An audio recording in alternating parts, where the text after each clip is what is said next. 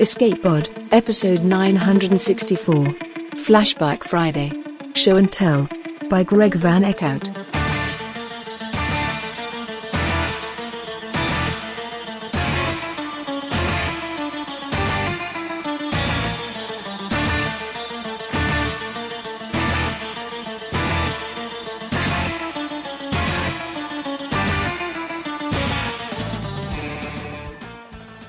Hello and welcome to Escape Pod. I'm your host and co-editor, Mer Lafferty. And this week we're doing another flashback. We're going all the way back to Escape Pod 44 with Greg Van Eekhout's Show and Tell. Greg Van Eekhout is a novelist of science fiction and fantasy for audiences ranging from adult to middle grade. His work has been selected as finalists for the Sunshine State Award, the Andre Norton Award for Young Adult Science Fiction and Fantasy, and the Nebula Award. His novels include Cog, Voyage of the Dogs, and the California Bones trilogy. He's also published about 24 short stories, several of which have appeared in Year's Best anthologies. He lives with his wife and dogs in San Diego, California. It's narrated for us by Anna Ely. Anna Ely was the wife of Escape Pod founder Sarah Ely and a popular recurring narrator. So polish up your grandmother. It's story time. Show and Tell by Greg Van Eekhout. Teacher is an old-fashioned bug with the blue carapace and eyes like two domes of gold beads. She is very pretty and smells like fallow, but when she flutters her wings, you better look smart or you'll get her stinger in your belly. So we are quiet. We are 3 rows of quiet children, blinking slowly and steadily, as is polite. Today we are having show and tell, Teacher says, bending her antenna towards us. I am certain you have all brought wonderful shows. She doesn't need to tell me it is show and tell. I have thought of nothing else for many days. Show and tell is my worst subject. I nearly failed it last year and almost did not advance. Father says I need to plan my shows better. He says I don't put enough thought and effort into them, and that is why I get low marks.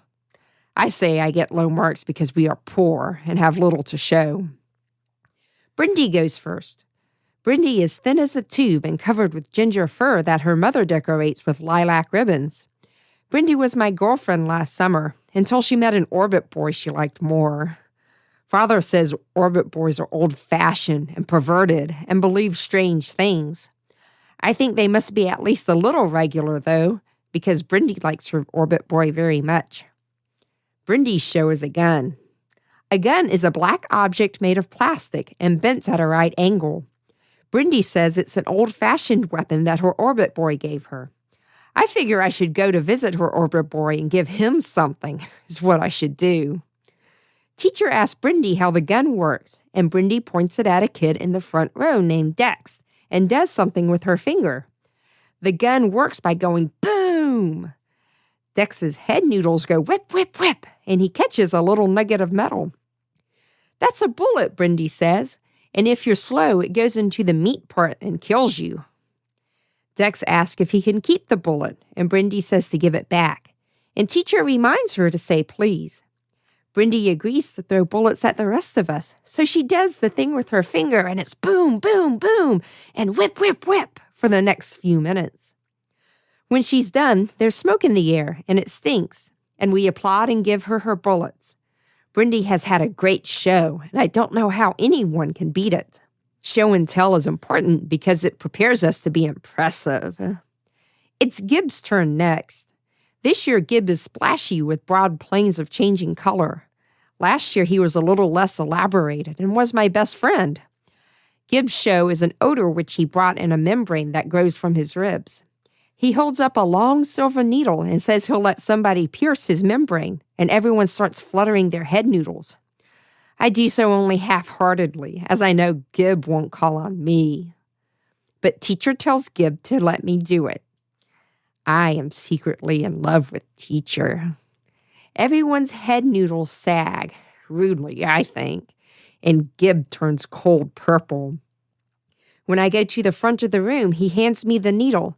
Just prick my sack, he hisses. Don't go too deep. I would like to jam the needle deep into his side, all the way in, so he has to send something crawling after it if he wants it back. But I do like he says, just a little poke. He releases a twirling, spinning, buzzing smell. It smells like falling down a spiral slide on a hot day when you've had too much melon juice. I stick out my tongue and pant. It's so gross. I think it's one of the worst shows I've ever seen. But teacher says, "Very good, Gib. Where did you find your smell?"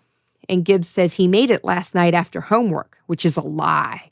Because when Gib and I were friends, and I went to his place, his sisters would always be making bad smells, and this is probably just one of their rejects. Teacher says he may sit down, and we applaud. Now it is Mung Mung's turn. Mung Mung is really two children who share their noodles. Though not strictly new, it is unusual, and they will stay that way until their advancement, at which time there will be a party and they will be separated. Mung Mung is mostly quiet and nice and okay. Mung Mung's mother works at the zoo, and Mung Mung has brought spiders in a zoo box. Mung Mung places the box on teacher's desk and opens the lid. Hundreds of little black spiders spill out and scuttle up the curve of the wall. They arrange themselves into letters which spell out, "Hello, class." Nobody is impressed. This is what Mung Mung showed last year. The exact same thing. This is not new. Our head noodles wave nervously, and teacher's wings begin to flutter. Mung Mung looks stricken, and tears pool in Mung Mung's eyes. But then the air fills with an itchy, scratchy, whining noise that gradually gets louder. And the whining noise becomes many voices, and the voices say, "Hello, class." It's coming from the wall. Mung Mung's spiders can talk. The teacher moves all her arms, and the class applauds. After a while, the voices die down, and the spiders march single file back to their box. Relieved and proud, Mung Mung takes her seat. The show and tell goes on like that. Everybody has something good. Peter has grown a mouth in his palm, and he eats cookies with it. Tron has a glass belly. Fish swim inside, circling a little fake castle. Bardo has brought a tray of eyes, like eggs in a carton, and he puts them on the ends of his stalks and waggles them around at us. And then, finally, it is my turn. Teacher looks at me with her big gold eyes and says, "Where is your show? I do not see your show." The class snickers with their noodles. "My show is outside," I say. "It's out in the hall. My grandfather is bringing my show."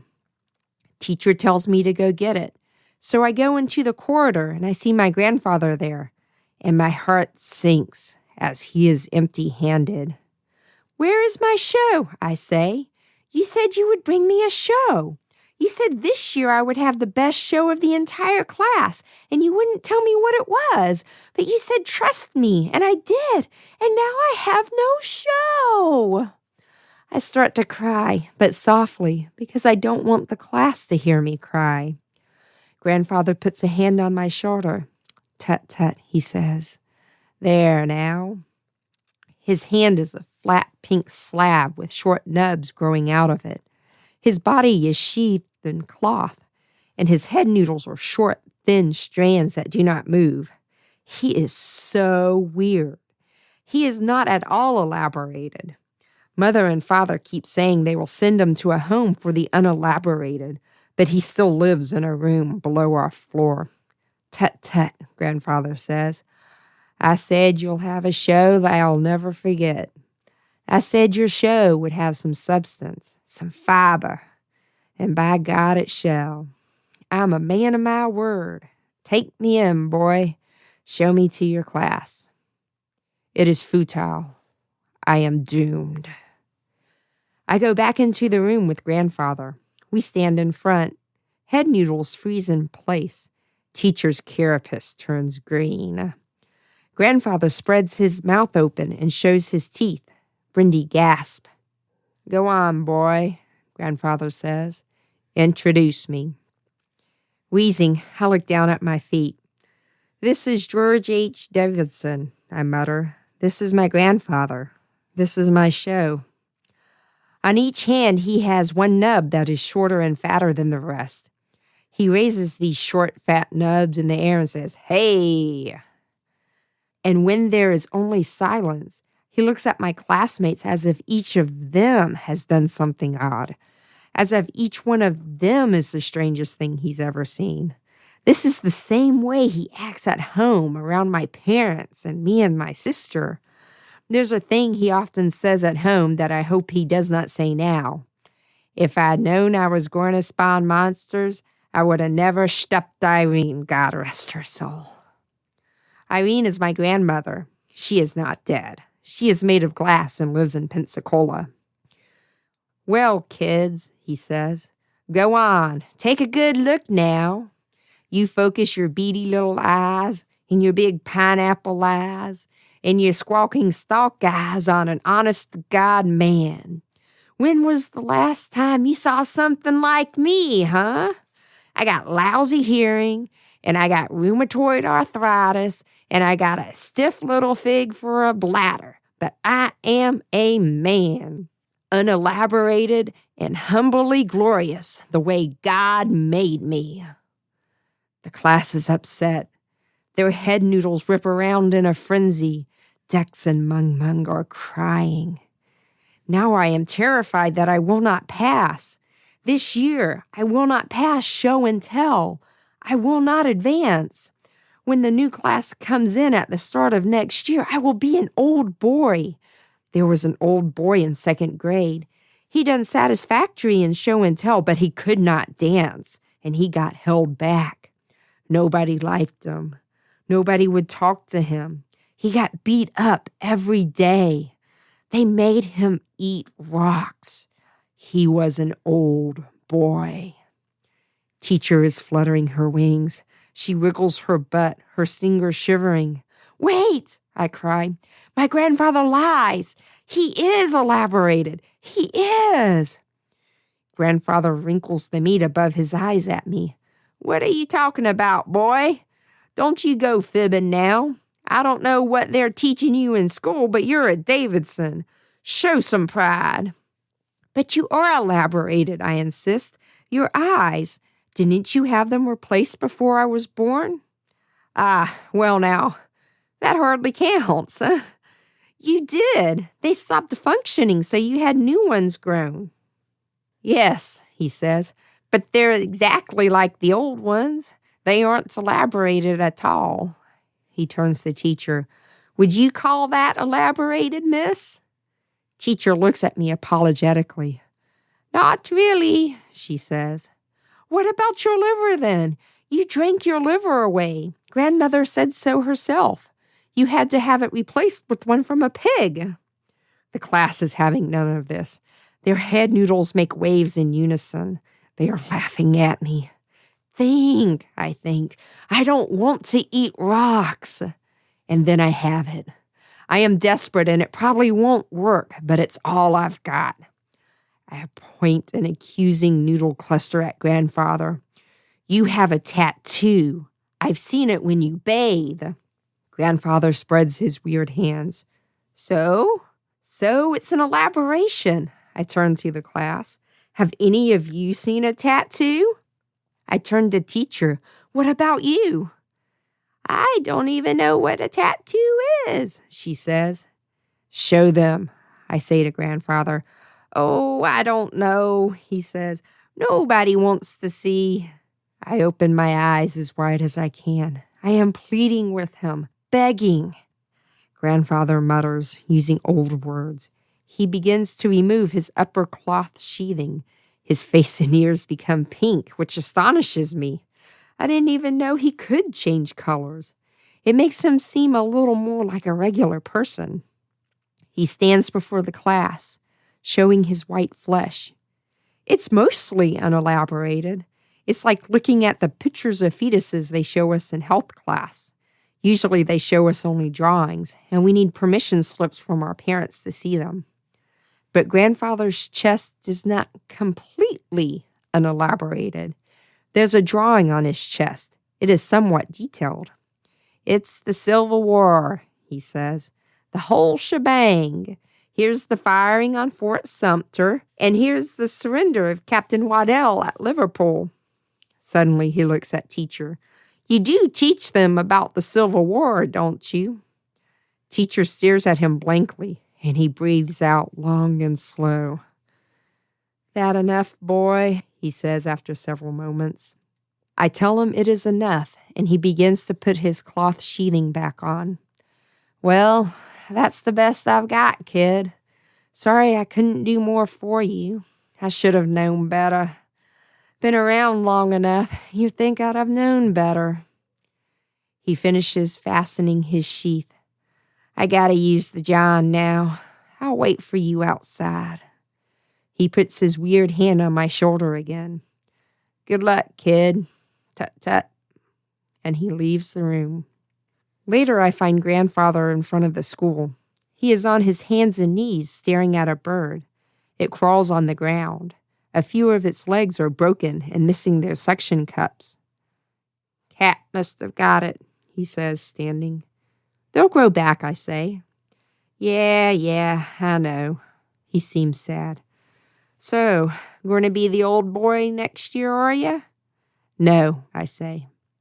It takes him a moment to realize what I mean, and then his mouth gets wide and he shows his teeth. He sometimes does that when pleased. I'll be damned, he says. You know, I never really liked that tattoo much. I was drunk when I got it. Drunk for 4 days. Your grandmother hated it. The class liked it a lot, I tell him. Teacher did too. She thought it would be better if you had made it move, but it was enough to get me a passing grade. Barely a passing grade. Just barely. But passing is passing. Grandfather shakes his head. Every time I think I got this world all figured out. I'm happy for you, boy. I'm thinking of getting a tattoo, I say, just like yours. Maybe for my birthday or for nailing day. He laughs. I suppose that would be acceptable. I suppose in a strange way that might actually make me faintly proud. My tattoo will be a little different, of course. It will have moving parts made of bone and muscle, and all the little soldiers will have little puckered mouths, and when I breathe out, they will scream in agony from their hurts. But I do not tell him that now. Right now, I'm just happy to go home with my grandfather, walking in silence, holding his weird hand in a few of mine.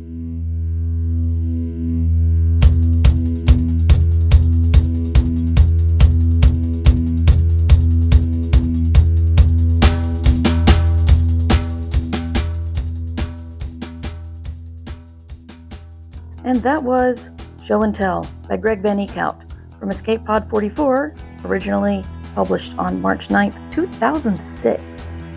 One quick thing about Escape Pod 44 is that in the original intro, Sarah Ely was talking about how back in the day of early Escape Pod, and right now Escape Pod 44 does not sound too far away from the beginning of Escape Pod, because we're about to hit 20 years and episode 1000. 2025 is going to be a big one. So in May, we'll be celebrating our anniversary, and the episode 1000 will hit in July. And yes, we're already planning for it, believe it or not. What about this story? The concept of the I'm not the weird one, you are, is a tried and true science fiction trope. This year, I actually heard it turn into something of a reality problem when I was at a convention and a family was in the elevator with me and another con goer, and he looked at them and said, "This time, we're not the weird ones, you are." And then he got off the elevator, and I said, well, apparently politeness is not our forte yet. I don't recommend doing this, by the way. Those kids weren't bothering anyone. They just had come from the pool. They looked happy. Then suddenly a science fiction geek is yelling at them that they're weird. Everything is relative, I suppose. Body modifications that most people see as normal, such as LASIK surgery or tattoos, could be seen as messing with your body a little too much. A friend of mine told me once that she had multiple scars and on her body that she didn't choose, so she didn't feel weird getting a tattoo that she did choose. This was the 1990s, so ink was not as ubiquitous as it is now. Escape Pod is a production of Escape Artists, which is a 501c3 charity. Which means if you're in the US and you want to donate to us, you can write it off on your taxes. You can have your employer match the donation. There are lots of things you can do. We're a nonprofit. We would love your support. You can support us at Escape Artists page, escapeartist.net. You can support us at Escape Pod's page, escapepod.org. On Patreon, we are EA Podcasts. On Twitch, we are EA Podcasts. A lot of places to find and support as you think of your year-end donation. We are produced under Creative Commons Attribution Non-Commercial No Derivatives license, which means you can take it, you can send it out to all your friends, but you can't sell it and you can't change it. Our music is by permission of Daikaiju. Hear more from them at daikaiju.org, daikaiju.org. Today's quote is from Tom Hardy. My job is to show and tell. If I get better at showing and telling, then presumably I get hired more. Thanks for listening. Stay safe, stay kind, and we'll see you next week.